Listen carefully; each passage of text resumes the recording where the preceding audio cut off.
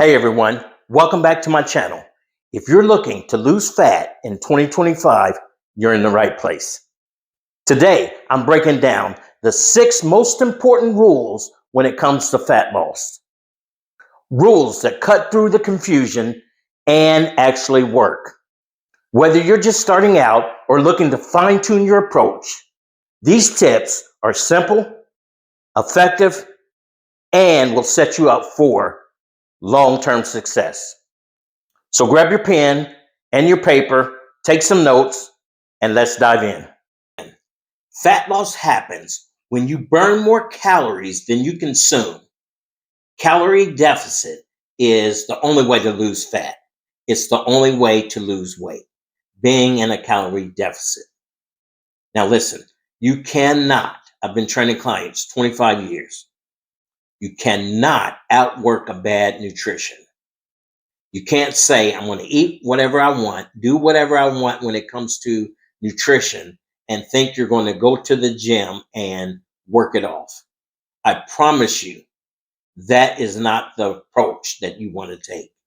That is not going to get it done sustainably. You want to be able to eat as much food as you can while still losing weight. In order to ensure that you're in a calorie deficit, you want to track your foods. So I suggest you use apps like MyFitnessPal. For my clients, we have my custom app, and it has a nutrition tracker incorporated in the app. And so you'll put your foods in that, and it'll break down your proteins, your carbs, your fats, all your minerals and macros so that you can see those.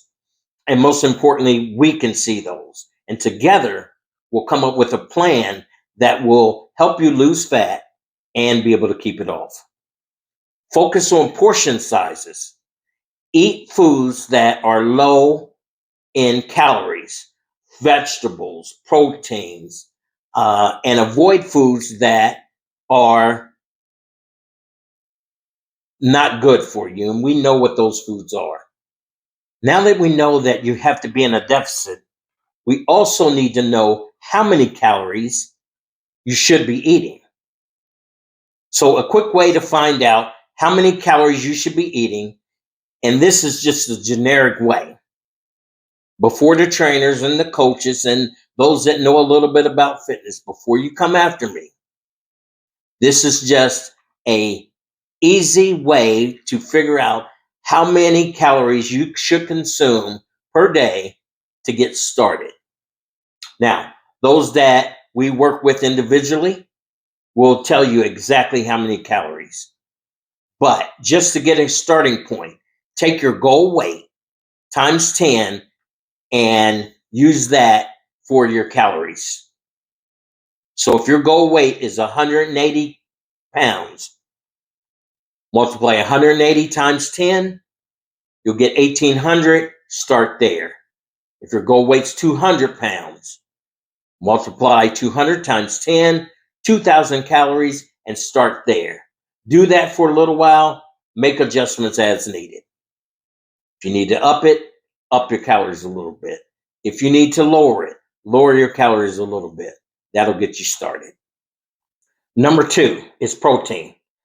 Protein is essential for building lean muscle, which will keep your metabolism burning or active while you're losing weight. Now, how much protein should you get?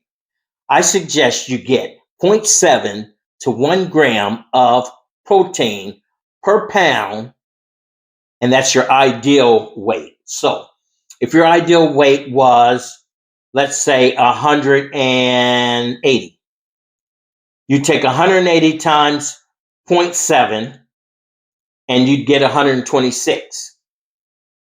And if you did it times 1, of course, you get 180. So 126 grams of protein minimum. And you would divide that into 3 meals, 4 meals, however many meals you're going to eat per day. To keep it simple, we try to get 30 to 40, 50 grams of protein in every meals, in all your meals. And that pretty much puts you in the ballpark. So you want to eat high quality protein, chicken, fish, beans, Greek yogurt, eggs, things like that. Protein will help keep you full. It'll help keep you satiated. It'll help keep you full longer, therefore reducing your snacks. A little tip: if you find that you're extremely hungry and you're hungry all the time, check your protein first. Make sure that you're getting enough protein in. And chances are you're not getting your proteins in. Get your proteins in. Now, before I go on, I wanted to say this. All these numbers are just numbers that you want, they're guide. You want to try to hit those numbers, but you don't have to hit the number exactly every day. What happens, and I was asked, what happens when my calories are, I'm at the limit of my calories, but I hadn't gotten my protein in? What do you do? Well, my suggestion would be you don't go over your calories, because the number one rule is you have to be in a calorie deficit to lose weight. You have to be in a calorie deficit to lose weight. So if your calories are maxed out, if you're right at the limit of your calories, don't go over your calories to hit your protein goal. Just try to structure it in a way where you can come close to your protein goal and you can come close to your calorie goal. You don't have to hit either one right on the head. Now, if your calories are lower and you have room in your calories and you're low on your protein, by all means, get you some protein, find some protein to eat, and try to get your number close to what your ideal goal, what your goal is for that day. If you have any questions on that, just reach out. Fiber. Fiber is number 3. Fiber helps with digestion.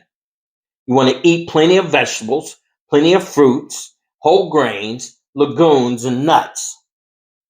Soluble fibers like oats and apples, they help with your blood sugar. Insoluble fibers like leafy greens, they promote regularity. So we want to make sure that we're regular. That's good for health. You want to be regular. The goal for fiber is 25 to 35 grams of fiber per day. Number 4 is sleep. Poor sleep disrupts your hormones, cortisol and ghrelin, which can increase hunger and cravings.